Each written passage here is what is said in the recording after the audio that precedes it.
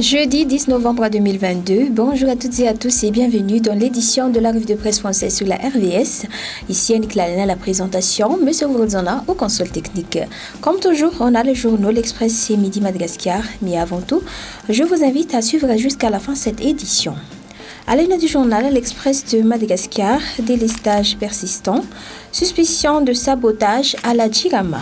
Malgré la mise en fonction d'un quatrième groupe endécalique, le délestage persiste et reste fréquent. Une situation que les majorités et les autorités ministérielles ont du mal à expliquer. Le ministre de l'Énergie, André Marson, suspecte des sabotages. Une évaluation des directeurs de la Jirama a été effectuée pour voir ce qu'il en est. Côté aide humanitaire, plus d'autonomisation et moins d'assistants. En marge de la COP27, le président de la République s'est entretenu avec le directeur exécutif du PAM, l'occasion pour le chef de l'État de demander plus d'actions d'autonomisation et moins d'assistants. Côté fait divers du journal L'Express Saint-Jean-Tapan, un carambolage fait 3 blessés. Le caplanage a causé un carambolage de 9 voitures et d'une moto mardi soir. Et sur la route d'Ambuchmanzak à Jantapan, 3 blessés ont été signalés d'après l'article du journal. Quiconque des mères et des enfants abandonnés. Restons toujours dans à la une du journal L'Express, viol d'enfants à Mourndave, un touriste espagnol et la gérante d'un hôtel écroué.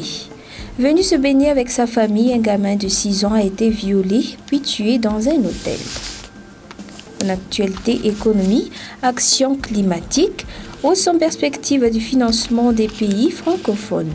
Madagascar s'est fait hier le porte-parole des pays francophones en ce qui concerne le financement climatique. Le message est visiblement bien passé d'après l'article du journal. Opération Smile, 15 000 patients opérés pour les 10 ans à venir.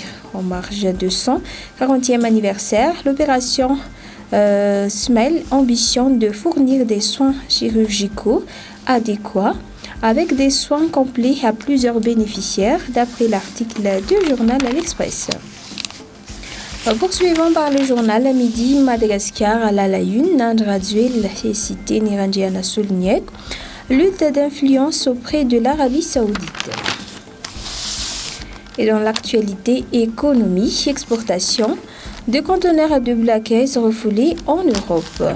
Le Black Ice est une variété de grains secs très prisée sur le marché international, notamment en Europe, d'après l'article du journal.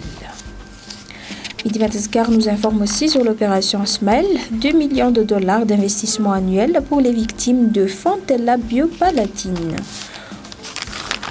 Et en actualité sociale, Anzevagar, un centre pour la formation gratuite des femmes à la tête des familles monoparentales. Des formations en agriculture, cuisine, élevage, coupe et couture seront dispensées gratuitement pour les femmes célibataires dans la commune d'Anzevagar.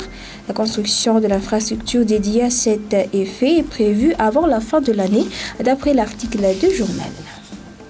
Et côté marché de carbone en Afrique, 300 millions de crédits carbone par an d'ici 2030.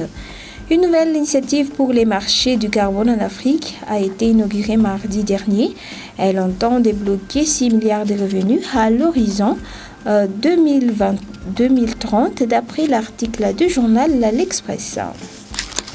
Et voilà, c'est la fin de cette édition. Merci d'avoir suivi. Bonne journée à tous.